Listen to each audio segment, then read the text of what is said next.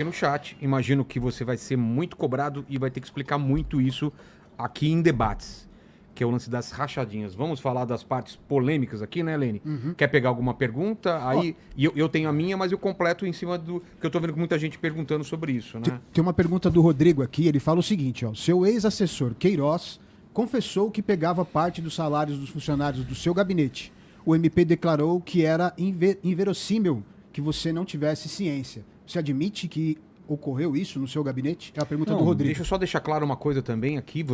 Todo mundo é testemunha. Eu perguntei aqui pro Flávio antes de começar o programa, como eu pergunto para todo político. Posso fazer qualquer tipo de pergunta? Qual lógico. Foi o que ele falou? Acho que é importante. Pode perguntar tudo. Então, assim, não tem censura nenhuma pergunta, tá? Não, então zero, podem fazer zero, pergunta, zero. eu também tô aqui. É porque é importante esclarecer, Vilela. Claro, porque... deixa eu só completar a pergunta dele, vai. ó. Então o Queiroz pagou, segundo aqui, né, 261 mil em dinheiro vivo na escola e no plano de saúde das filhas do Flávio. Câmeras do banco registraram isso. Mentira.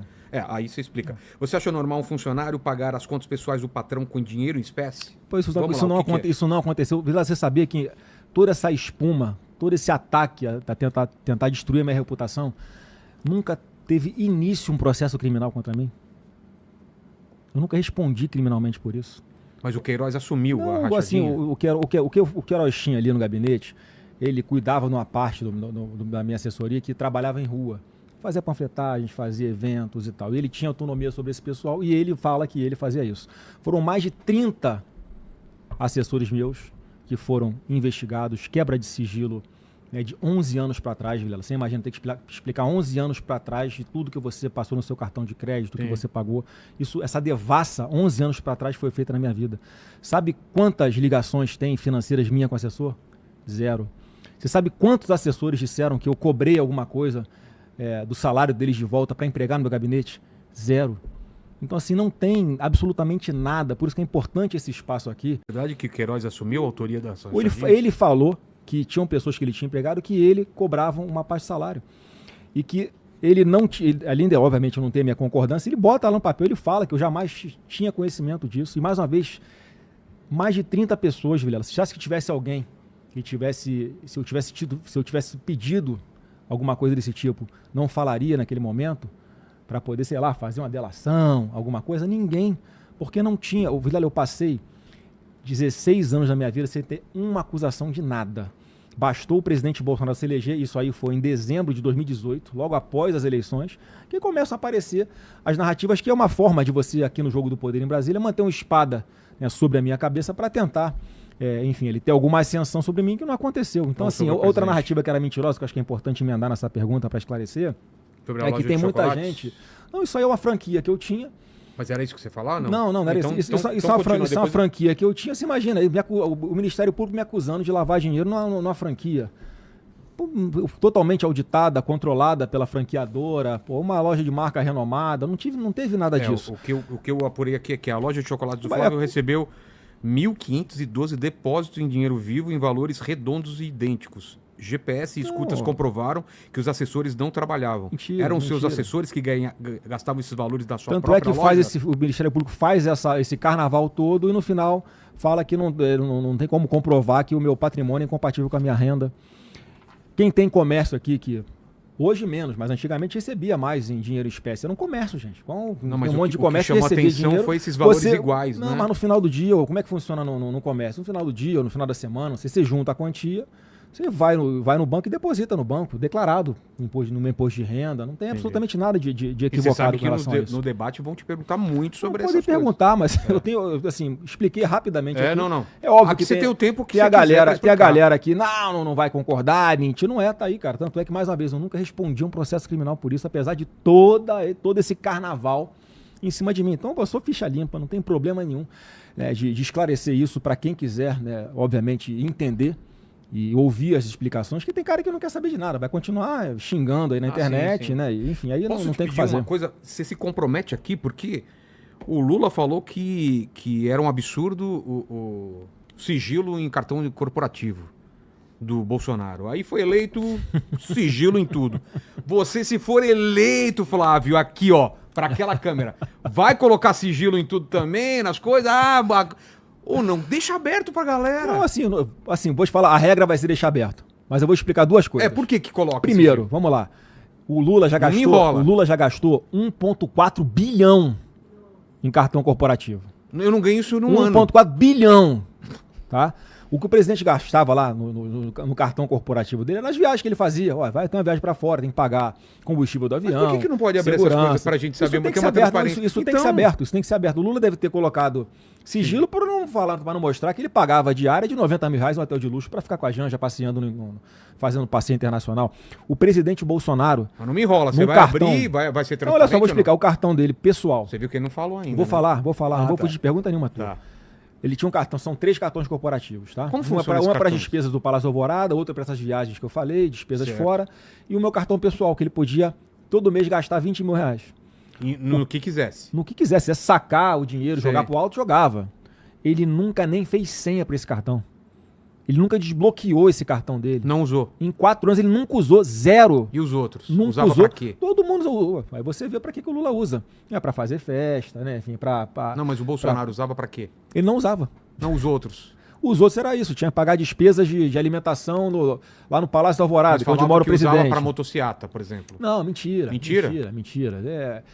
São as falsas narrativas. Tá. Não foi provado isso E o Lula nada. fala que não vai botar, que vai abrir o sigilo, e tá botando sigilo de 100 anos em tudo. Porque Sim, ele tem uma tudo, coisa tudo. escondida. Então eu quero fazer uma outra promessa aqui. Faz. Porque, só para explicar. Por que é que às vezes você não abre o sigilo? Por exemplo, nesse cartão que ele vai comprar comida para casa dele. Se descobrem qual é o fornecedor, né, de alimento, De envenenar alguém e tal. pode fazer a maldade de envenenar. Então, assim, justifica você botar ali, porque é uma questão de proteção da vida, da saúde. Putz, então você vai colocar também sigilo. Não, mas não vou colocar sigilo agora para coisas que Não, as pessoas podem tudo fazer a bem. maldade contra mim. Ninguém não tem nenhuma quer lógica, saber o né? que você pede no iFood, Flávio. Querem, porque no iFood pode acontecer. Não, eu sei, É. mas a gente quer nos gastos Alguém sobe grandes. alguém sobe Não é? ali. O cara pedindo um alguém rabibão pega lá, uma esfirra no rabibão. Rapaz, alguém pega ali, o cara compra sempre a pista naquele lugar ali. Deixa eu falar, uma intercepta o motoboy. Uma ó. falha de segurança na equipe É de verdade. segurança do pai dele aqui, hein? É verdade. Quando ele veio aqui, a gente pediu um monte de comida, fizeram a nossa produtora experimentar todas as comidas. Provar todas. E aí, a Jujuba, que foi o que ele mais comeu, não mexeu na comida, não. Porra, nem Se a gente sei quisesse ter aqui, envenenado a Jujuba, Exato. tinha matado o presidente. Esqueceram de testar a Jujuba. Manda aí, Helene. Não pegue leve, hein? É. Você tá pegando leve. Com Thales, cara. Pega a pergunta. Abraço, Thales. Ó, é o seguinte, tem uma pergunta aqui, deixa eu só achar aqui onde que ela tá. Ó, o Batistão, ele falou o seguinte: o senhor homenageou, visitou na cadeia, treinou tiro e empregou a família do chefe do escritório do crime. Se isso não é com, Tava na Lula, milícia aqui com a também. milícia, o que é? O Batistão fez essa pergunta.